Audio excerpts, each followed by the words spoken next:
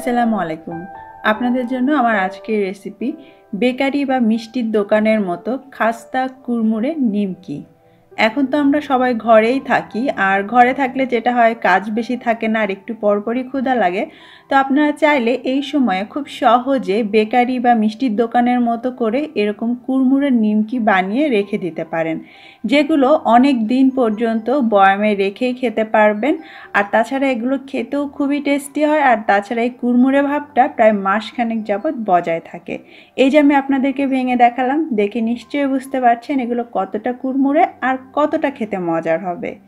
আর আপনারা যারা ছোট বা কুচো নিমকির রেসিপি খুঁজছেন তাদের জন্য ডেসক্রিপশন বক্সে লিঙ্কটাও দেওয়া থাকবে। চলুন তাহলে আর কথা না বাড়িয়ে আজকের ভিডিওর রেসিপিতে চলে যাই।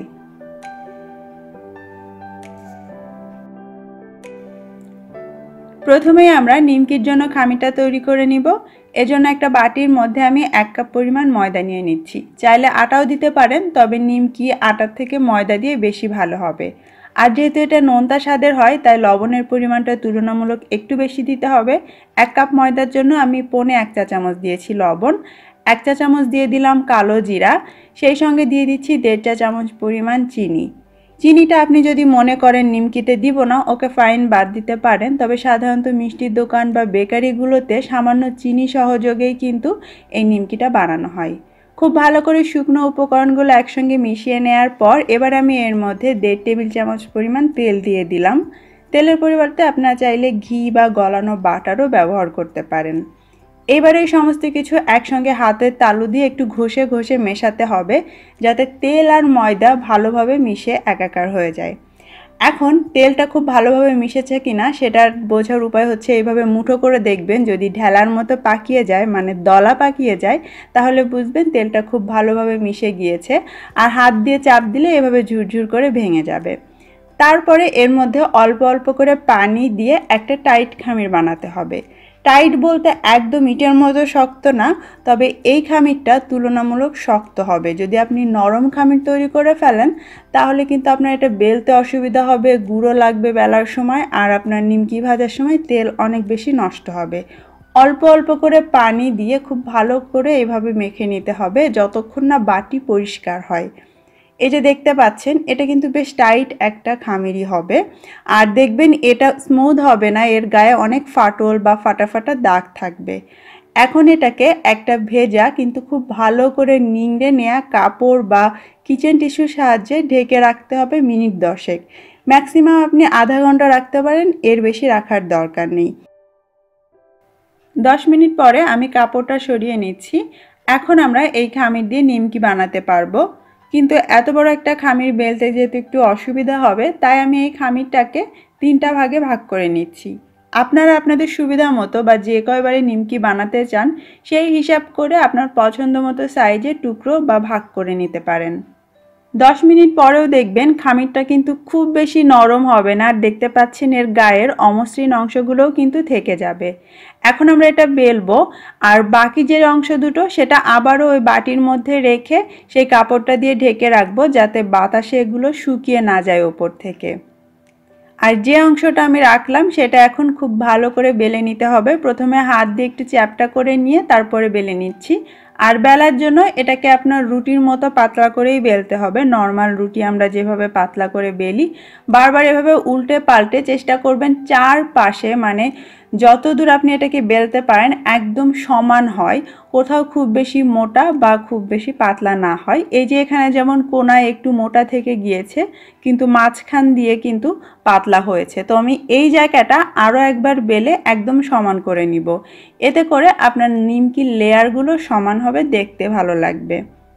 আমার এটা বেলা হয়ে গিয়েছে। এবার এর উপরে আমি 1 চা চামচের মতো একটু তেল দিয়ে দিচ্ছি, চাইলে ঘি বা বাটারও দেওয়া যাবে, এবং হাতের সাহায্যে খুব ভালো করে এটাকে মেখে দিব এই রুটিটার গায়ে।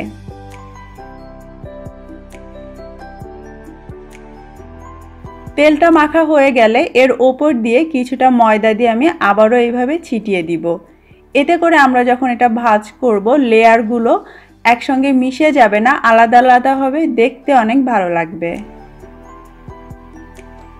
ময়দা ছেটানো হয়ে গেলে এক সাইড থেকে আমি এইভাবে দড়ির মতো করে এটাকে মুড়িয়ে নিতে থাকবো।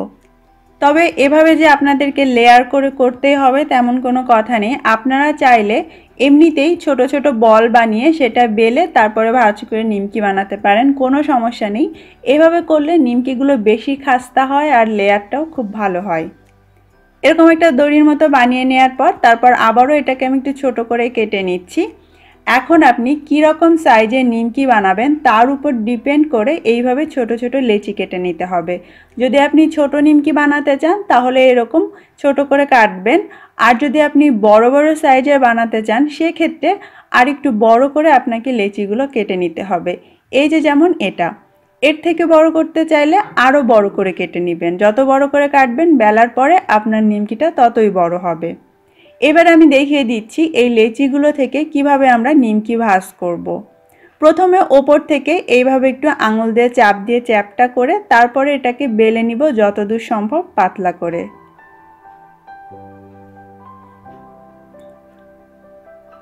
বেলা হয়ে গিয়েছে, এরপর আবারও এর উপরে আমি খুব সামান্য একটু তেল মেখে আর একটু ময়দা ছিটিয়ে দিব।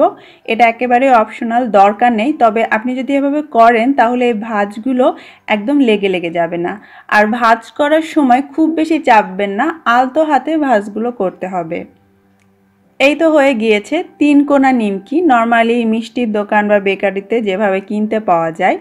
তো এগুলো যাতে খুব বেশি ফুলে না যায় আর ভাঁজগুলো সুন্দর থাকে এজন্য চাইলে এভাবে একটু ছিদ্র করে দিতে পারেন টুথপিক বা কাঁটা চামচ দিয়ে। আমি এইভাবে ছোট বড় দুই সাইজেই নিমকিগুলো বানিয়ে নিয়েছি। এখন আমরা যে লেচিগুলো কাটলাম সেগুলো দিয়ে আপনি চাইলে আরও ডিজাইন করতে পারেন, যেমন লেচিগুলো আলতো করে এইভাবে চেপে কয়েনের মতো করতে পারেন, কয়েন নিমকি। এগুলো একটু মোটা হবে কিন্তু খেতে কিন্তু স্বাদ একই রকম আর অনেক মজার হবে। এইভাবে ছোট করে চেপেও নিতে পারেন অথবা এগুলোকে আলতো করে একটু বেলে নিতে পারেন। এটার নাম আমি দিয়েছি চাতকি নিমকি। কয়েনের থেকে একটুখানি বড় হবে আর সামান্য পাতলা। এইভাবে করে বা আপনার পছন্দ মতো যে কোনোভাবে আপনি চাইলে কিন্তু নিমকির ডিজাইন করতে পারেন। আমি আজকে এই 3 ভাবে নিমকিগুলো বানালাম। এবারে ভাজার পালা। আর নিমকি আমাদের ভাজতে হবে ডুবো তেলে। আমি ছোট্ট একটা কড়াইয়ে 1.5 কাপের মতো তেল গরম করে তাতে নিমকিগুলো দিয়ে দিচ্ছি। আর তেলটা খুব বেশি গরমও থাকবে না, আবার একদম অল্প গরম তেলেও নিমকি ছাড়া যাবে না। যখন আমরা নিমকিগুলো তেলে দিব তখন চুলার আঁচটা থাকবে মিডিয়ামে, আর যখন এগুলো তেলের উপরে ভেসে উঠবে তখন আমরা চুলার আঁচ কমিয়ে মিডিয়াম লো করে দিব। প্রথম দিকে তেলের উপরে ভেসে থাকা অবস্থায় এটা সাদা রং থাকবে আর আস্তে আস্তে এর গায়ে কালার আনতে হবে অল্প আঁচে।